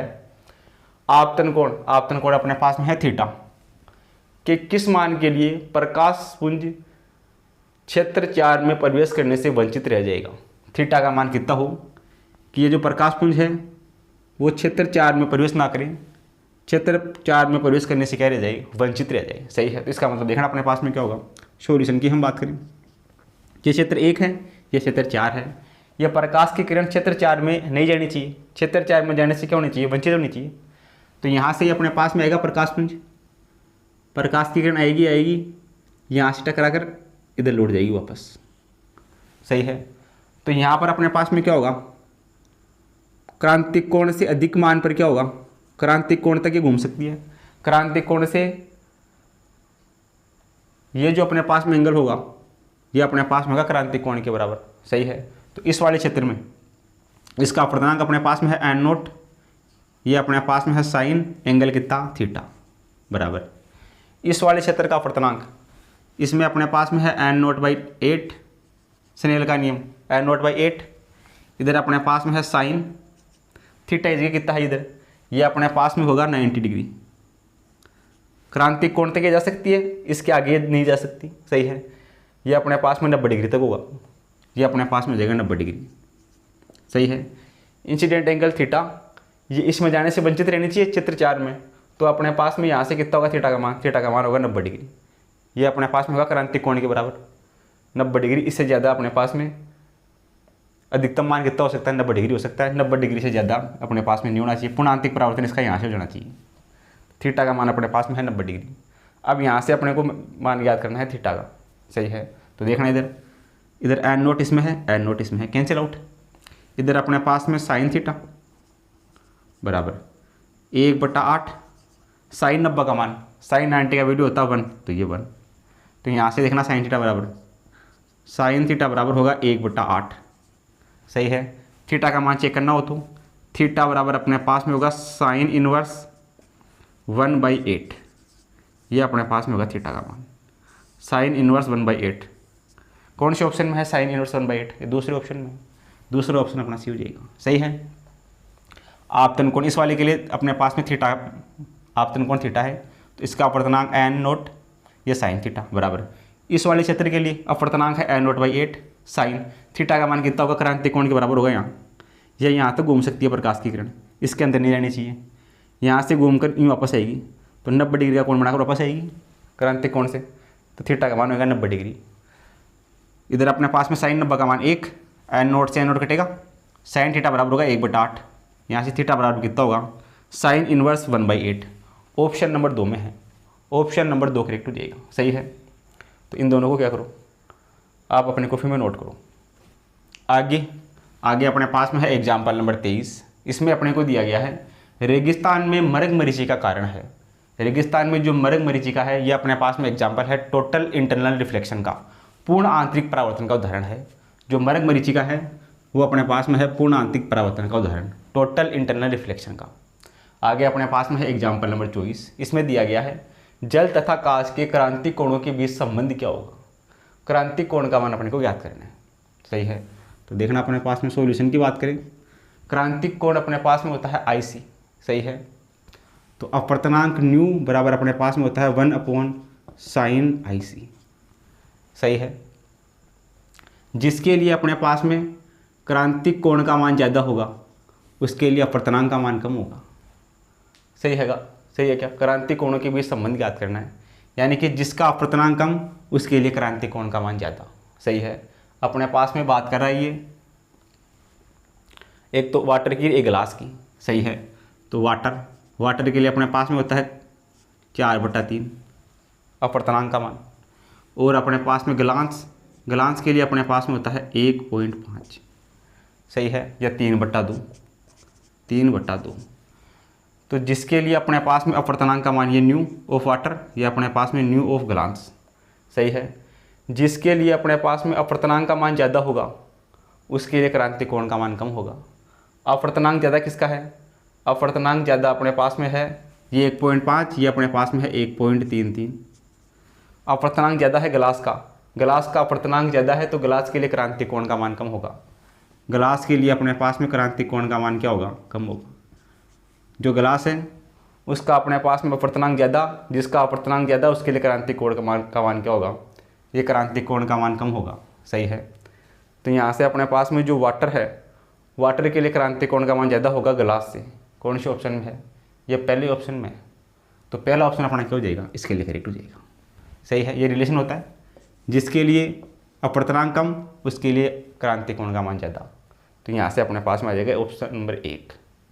इन दोनों को क्या करो, अपनी कॉपी में नोट करो। आगे अपने पास में है एग्जाम्पल नंबर 25। इसमें अपने को दिया गया है कि ग्रीष्म ऋतु की गर्म रात्रि में भूतल के निकटतम वायु का अपवर्तनांक न्यूनतम है और भूतल से ऊंचाई के साथ बढ़ता जाता है। यदि कोई प्रकाश किरण पुंज क्षैतिज दिशा में जा रहा है तो हाइगेन के तरंग सिद्धांत से यह परिमाण प्राप्त होता है कि चलते हुए प्रकाश किरण पुंज, इस पर क्या फर्क पड़ेगा। सही है, देखना सॉल्यूशन क्या होगा। ये अपने पास में भूतल है, ये भूतल की सतह है, इस सतह पर अपने पास में क्या है, वायु का अपवर्तनांक न्यूनतम है। अपवर्तनांक न्यूनतम हो तो यहाँ अपने पास में क्या है, सतह पर यह है विरल माध्यम। सतह से ऊपर जाने पर माध्यम क्या हो रहा है, सघन हो रहा है। ये अपने पास में है सघन माध्यम। सही है, अपवर्तनांक का मान यहाँ कम है, यहाँ अपवर्तनांक का मान ज़्यादा है। सही है, तो अपने पास में चलते हुए प्रकाश किरण की अपने को पुंज के बारे में चेक करना है। तो यहाँ से कोई प्रकाश किरण आएगी, जब प्रकाश की किरण विरल माध्यम से सघन माध्यम में जाएगी, ये विरल माध्यम है, इससे जाएगी सघन माध्यम में, तो अभिलंब की ओर झुकेगी। अभिलंब की ओर झुकेगी तो अपने पास में क्या होगा, ऊपर की तरफ झुकेगी। प्रकाश की किरण क्या होगी, ऊपर की ओर झुकेगी। चौथे ऑप्शन में, चौथा ऑप्शन सही हो जाएगा। आगे अपने पास में है एग्जाम्पल नंबर 26। इसमें हरे प्रकाश की बात कर रहा है। एक हरे रंग का प्रकाश पानी से वायु जल में प्रवेश करता है, क्रांतिक कोण थीटा पर आपतित होता है। तो कौन सा कोण कथन सही है, ये अपने पास में जा रहा है पानी से वायु में, हरा प्रकाश है, यह अपने पास में क्रांतिक कोण थीटा पर आपतित होता है। तो क्रांतिक कोण का मान कितना है, यहाँ क्रांतिक कोण का मान अपने पास में है थीटा। तो कौन सा कथन सही है, तो यहाँ से देखना अपने पास में अपवर्तनांक न्यू बराबर कितना होता है, ये होता है 1/sin IC। सही है, जिसके लिए अपने पास में अपवर्तनांक का मान कम होगा उसके लिए अपने पास में क्रांतिक कोण का मान ज़्यादा होगा। सही है, तो यहाँ से देखना अपने पास में श्वेत प्रकाश की बात कर रही है। श्वेत प्रकाश में VIBGYOR और एक अपने पास में होता है न्यू बराबर C/λ। सही है, जिसके लिए अपने पास में तरंग दैर्घ्य का मान ज़्यादा होगा, जिसके लिए अपने पास में तरंग दैर्घ्य का मान ग्रीन लाइट से ज़्यादा होगा, उसके लिए अपने पास में क्या होगा, जो प्रकाश होगा वो पानी से वायु में प्रवेश कर जाएगा। जिसके लिए तरंग दैर्घ्य का मान ज़्यादा होगा, उसके लिए अपवर्तनांक का मान कम होगा। सही है। तो जिसकी तरंग दैर्घ्य ज़्यादा होगी तो अपवर्तनांक कम होगा, यानी कि अपने पास में जो पानी से कहाँ चला जाएगा, कम अपवर्तनांक में। अधिक अपवर्तनांक से कहाँ चला जाएगा, कम अपवर्तनांक में। ये चला जाएगा पानी से वायु में। सही है। तरंग दैर्घ्य का मान जिसके लिए ज़्यादा होगा, ग्रे लाइट से ज़्यादा जिसका तरंग दैर्घ्य होगा वो क्या होगा, पानी से वायु में प्रवेश कर जाएगा। सही है। तो कौन से ऑप्शन में है, श्वेत प्रकाश का स्पेक्ट्रम जिसकी तरंग दैर्घ्य हरे रंग से अधिक है, जिसकी तरंग दैर्घ्य हरे रंग से अधिक है वो अपने पास में क्या होगा, तरंग दैर्घ्य अधिक होगा तो ये अपने पास में अपवर्तनांक का मान क्या होगा, कम होगा। तो ये क्या होगा, पानी से वायु में चला जाएगा। पानी से कहाँ चला जाएगा, वायु में बाहर निकल जाएगा। ऑप्शन नंबर 3 सी हो जाएगा। सही है। इन दोनों को क्या करो, अपनी कॉपी में नोट करो। आगे अपने पास में है एग्जाम्पल नंबर 27। इसमें अपने को दिया गया है कि प्रकाश की एक किरण सघन माध्यम से विरल माध्यम में आती है। माध्यम पर आई कोण पर आपतित हो रही है। परावर्तन व अपवर्तन कोण परस्पर, परावर्तित व अपवर्तित किरणें परस्पर लंबवत है। परावर्तन व अपवर्तन कोण अपने पास में आर और आर डैश है। तो क्रांतिक कोण का मान याद करना है, यानी IC का मान याद करना है। सही है। तो देखना अपने पास में सोल्यूशन क्या होगा। क्रांतिक कोण के लिए क्या होता है फॉर्मूला, अपवर्तनांक n बराबर अपने पास में होता है 1/sin IC। ये अपने पास में होता है फॉर्मूला अपवर्तनांक के लिए। अपने को IC का मान याद करना है। इसको ऐसे लिख सकते हैं क्या, sin IC equal to 1/n। तो यहाँ से अपने पास में IC कितना आ गया, क्रांतिक कोण, यह आ गया sin इनवर्स 1/n। यह आ गया IC का मान, क्रांतिक कोण का मान sin इनवर्स 1/n। n अपने पास में क्या है, अपवर्तनांक। n का मान याद कर लेते हैं। देखना n का मान क्या आएगा, ये अपने पास में आ रहा है सघन माध्यम से विरल माध्यम में। तो सघन माध्यम का अपवर्तनांक मान लेते हैं न्यू। ये एंगल अपने पास में है sin I बराबर, विरल माध्यम में आ रहा है, विरल माध्यम का अपवर्तनांक कितना होता है, 1। तो ये अपने पास में 1 गुणा, ये अपने पास में है sin R। तो यहाँ से देखना ये न्यू इसके बटा में आएगा, ये हो जाएगा 1/न्यू। ये हो जाएगा अपने पास में sin I बटा sin R। सही है। ये 1/न्यू का मान ये आ गया अपने पास में, 1/न्यू या 1/n। ये अपने पास में न्यू या n मान सकते हैं, अपवर्तनांक n, ये अपवर्तनांक अपने पास में n। सही है। अब यहाँ से देखना क्या होगा अपने पास में, ये बोल रहा है कि परावर्तित और अपवर्तित किरणें परस्पर लंबवत हैं। ये अपने पास में आपतित किरण, ये परावर्तित किरण और ये अपवर्तित किरण, ये परस्पर दोनों क्या है, लंबवत है। ये एंगल है 90 डिग्री। सही है। ये अपने पास में आ रही है आई एंगल से, तो ये आई एंगल से जाएगी। क्वेश्चन में दे रखा है ये एंगल अपने पास में है R और ये वाला एंगल अपने पास में है R डैश। सही है। परावर्तन और अपवर्तन कोण अपने पास में है R और I। तो यहाँ से I और R बराबर होगा, I बराबर होगा R के। सही है। तो यहाँ से देखना अपने पास में R डैश अपने पास में ये रहा, ये R डैश का मान अपने को चेक करना है।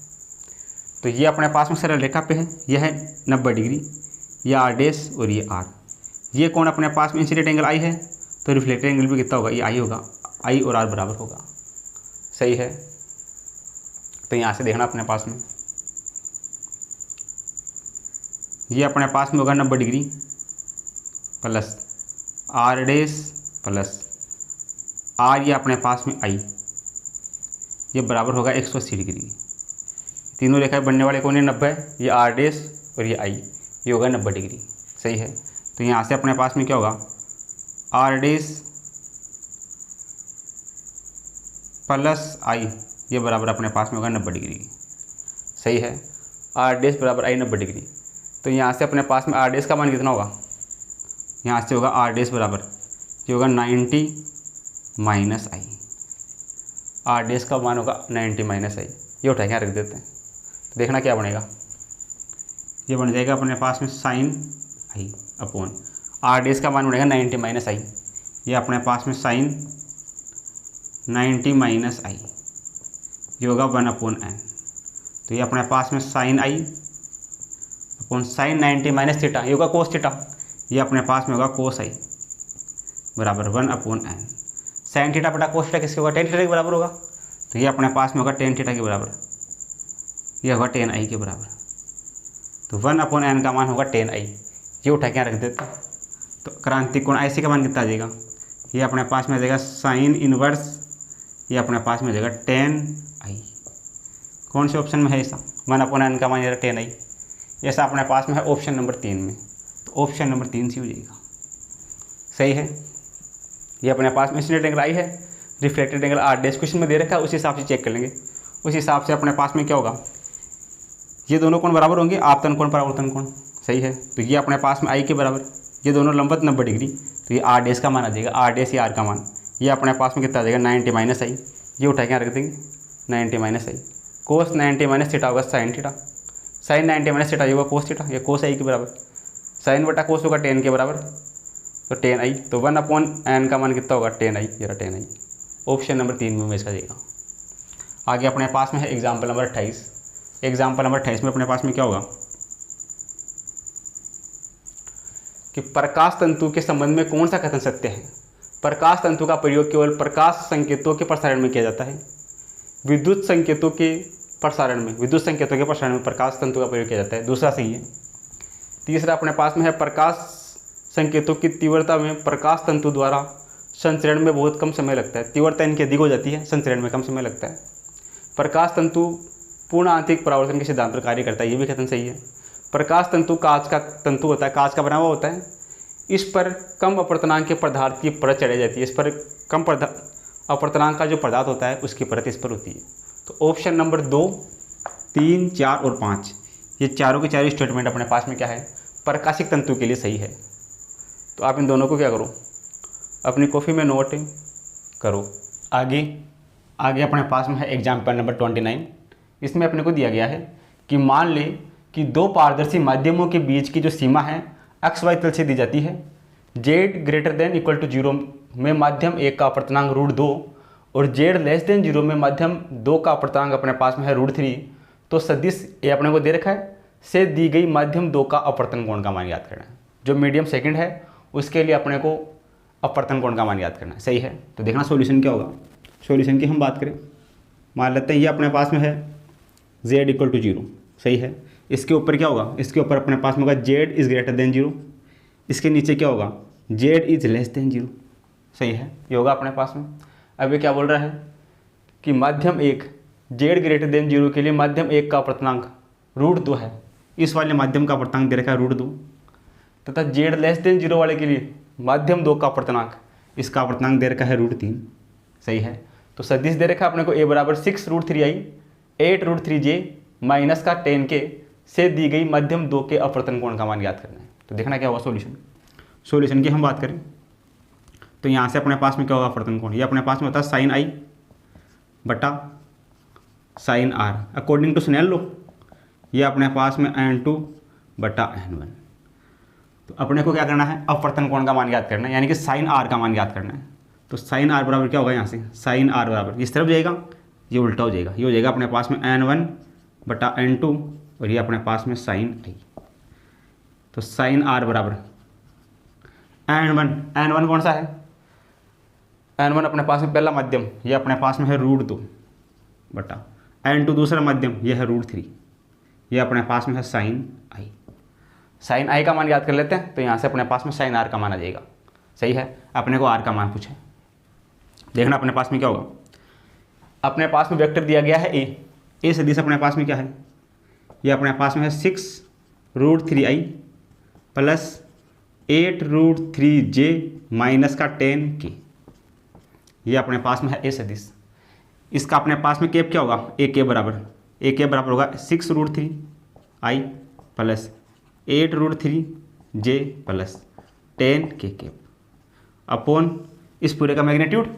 इसका मैग्नीट्यूड अपने पास में 6 का स्क्वायर और ये 3 का स्क्वायर, ये अपने पास में होगा मैग्नीट्यूड 6 का स्क्वायर गुणा √3 का स्क्वायर 3 प्लस 8 का स्क्वायर 64 √3 का स्क्वायर, ये अपने पास में 3, सही है। ये माइनस ये इसका स्क्वायर अपने पास में कितना होगा, ये अपने पास में 100, इस पूरे का अपने पास में होगा रूट। तो यहाँ से अपने पास में A सदिश बराबर 6 √3i plus 8 √3j plus 10k upon इन सबको जोड़ेंगे, इसको सोल्व करेंगे तो ये अपने पास में बचेगा 400, 400 का रूट होगा 20, ये अपने पास में बचेगा 20 नीचे। सही है, ये अपने पास में हो गया ए कैप। सदिश ए कैप, ये अपने पास में यहाँ क्या है जेड कैप, जेड में क्या होगा अपने पास में, जेड अपने पास में होगा के कैप, के कैप इक्वल टू कितना होगा, ये अपने पास में होगा के। सही है, तो यहाँ से देखना अपने पास में ए और के बीच अपने को एंगल याद करना है। एंगल अपने पास में क्या होता है, एंगल कोस थीटा, ये बराबर अपने पास में होता है ए कैप के कैप अपॉन ए कैप का मैग्नीट्यूड और ये अपने पास में के कैप का मैग्नीट्यूड। सही है, ए कैप का मैग्नीट्यूड 1, के कैप का मैग्नीट्यूड भी 1। ये कैसे दिसे, अपने पास में ए डॉट के कितना होगा, ये के आई से गुणा होगा 0 हो जाएगा, ये के जे से गुणा होगा 0 हो जाएगा, ये के इसके साथ डॉट होगा तो के डॉट 1 होगा, ये अपने पास में बचेगा केवल और केवल 10, नीचे बचेगा अपने पास में 20। सही है, यहाँ नेगेटिव है तो ये यहाँ चिन्ह किसका होगा, नेगेटिव होगा। ये नेगेटिव है यहाँ, ये नेगेटिव, ये नेगेटिव और ये अपने पास में नेगेटिव। इसको सोल्व करेंगे, ये बचेगा अपने पास में 1/2 माइनस का, तो कोस माइनस का 1/2 कितना होता है, थीटा का मान, थीटा बराबर अपने पास में होता है 120 डिग्री के लिए, थीटा बराबर 120 डिग्री के लिए होता है माइनस का 1/2, यहाँ से आएगा थीटा का मान। सही है, तो यहाँ से थीटा बराबर अपने पास में कितना है 120, यहाँ रखते हैं उस थीटा का मान, थीटा ये अपने पास में आई का मान, थीटा बराबर किसके यहाँ आई के बराबर है, तो यहाँ से देखना अपने पास में साइन आर का मान चेक करना है, साइन आर बराबर ये √2/√3 गुणा साइन आई, ये साइन आई या थीटा 120 डिग्री, साइन 120 का मान कितना होता है, ये अपने पास में साइन 120, साइन 120 का मान होता है √3/2। सही है, तो यहाँ से देखना अपने पास में, यहाँ सोल्व कर लेते हैं इसको, साइन आर बराबर ये √2/√3 गुणा इधर अपने पास में साइन 120 का मान कितना होता है, ये होता है √3/2, तो यहाँ से अपने पास में साइन आर बराबर √3 से √3 कटेगा, इससे ये कटेगा, कितना बचेगा 1/√2 बचेगा। सही है, तो आर का मान कितना होगा, यहाँ आर बराबर कितने डिग्री के लिए होगा, आर बराबर अपने पास में 45 डिग्री के लिए, कोस 45 साइन 45 का मान कितना होता है, साइन 45 का मान होता है 45 डिग्री, तो आर का मान होगा 45 डिग्री। कौन से ऑप्शन में है 45, दूसरे ऑप्शन में है, तो दूसरा ऑप्शन अपना इसके लिए करेक्ट हो जाएगा।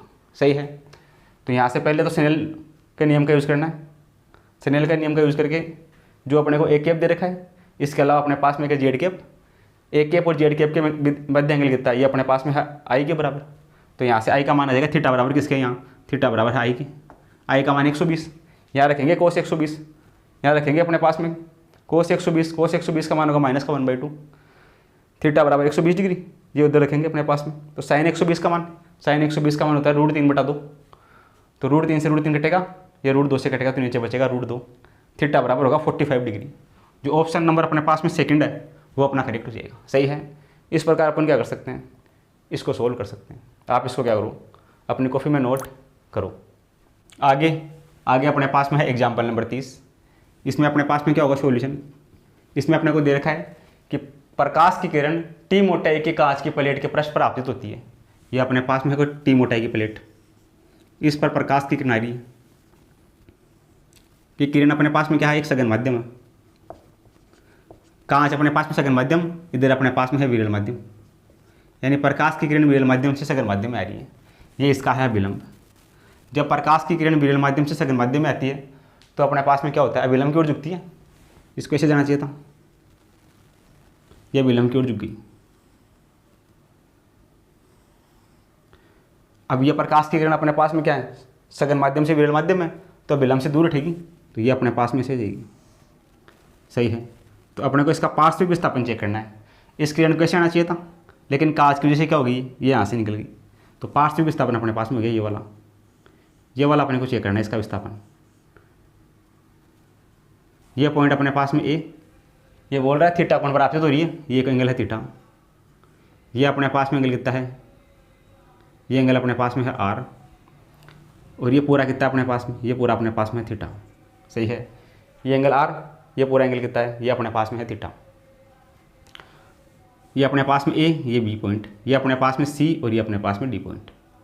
अपने को सी डी का मान याद करना है, पार्श्विक विस्थापन सी डी का मान अपने को चेक करना है कि सी डी का मान अपने पास में क्या होगा। तो देखना अपने पास में, पहले अपन लेते हैं अपने पास में, ये अपने पास में है लंब,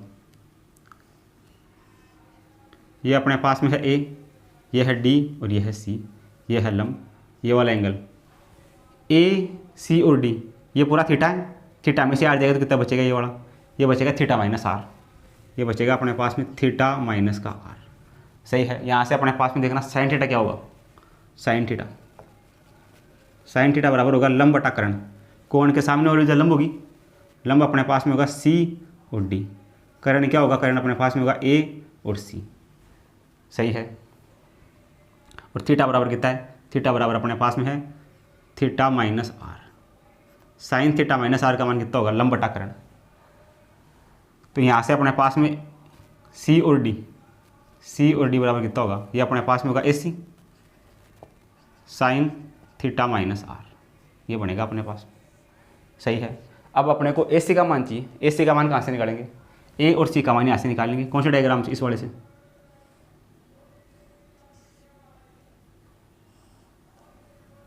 ये अपने पास में ए, ये बी और ये सी, ये एंगल अपने पास में है आर। अपने को चाहिए ए सी, तो इसमें देखना अपने पास में कोस थीटा कितना होगा, कोस आर बराबर, कोस आर बराबर कितना होगा, कोस थीटा बराबर अपने पास में होगा आधार बटा कर्ण। तो इस वाले में आधार तो कितना है, आधार तो अपने पास में है ए बी और कर्ण क्या है, कर्ण अपने पास में है ए सी। सही है। तो यहाँ से अपने पास में ए बी का, यहाँ से अपने पास में आ जाएगा ए सी का मान।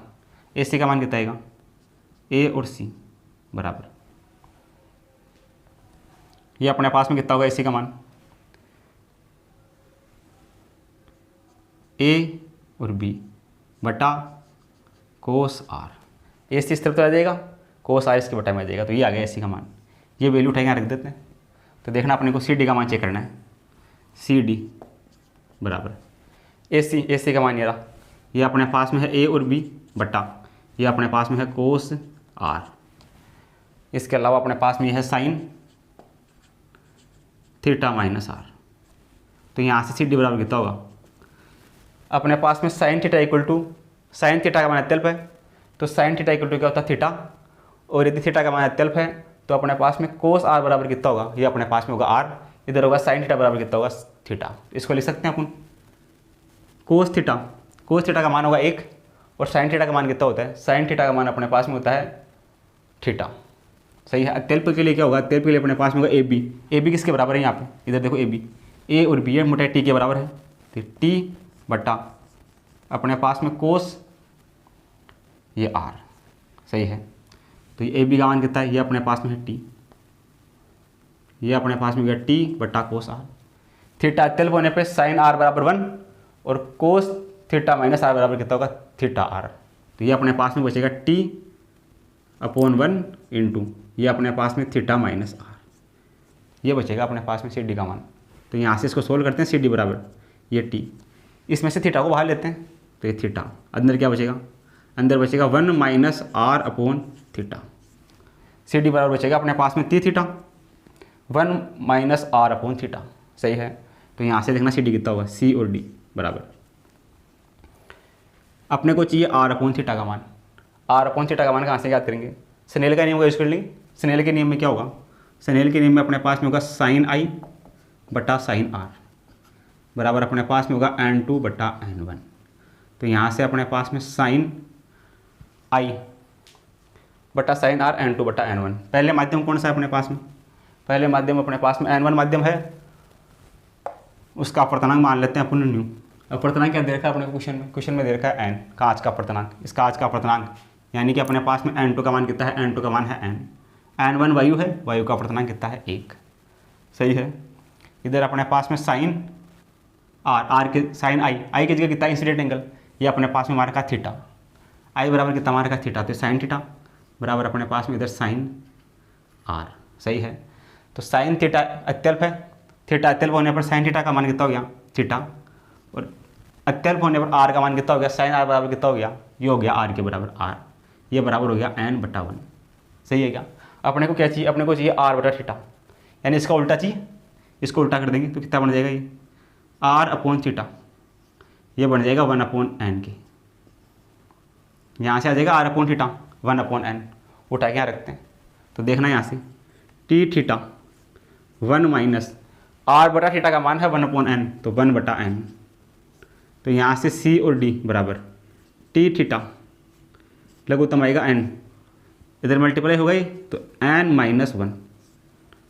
सही है। कौन से ऑप्शन में आ रहा है सी डी का मान, ये वाला T theta n-1/n, T theta n-1/n, ये आ रहा है अपने पास में ऑप्शन नंबर 2 में। तो ऑप्शन नंबर 2 सी हो जाएगा। सही है क्या? ये अपने पास में सी डी का मान यहाँ से याद कर लेंगे। सही है। ज्योमेट्री लगानी है, ज्योमेट्री लगा के इसको सोल्व करना है। सही है। पहले डायग्राम बनाना है, यहाँ से पहले एंगल लेंगे अपन कौन सा, ए सी और डी, ये आ जाएगा। सी डी का मान चेक करना है। अब ए सी का मान निकालना है, तो ए सी का मान निकालने के लिए ए बी सी वाले डायग्राम का यूज़ कर लेंगे। यहाँ से आ जाएगा ए सी का मान, ए सी का मान उठा के यहाँ रख देंगे इसमें, तो सी डी बराबर ये बन जाएगा।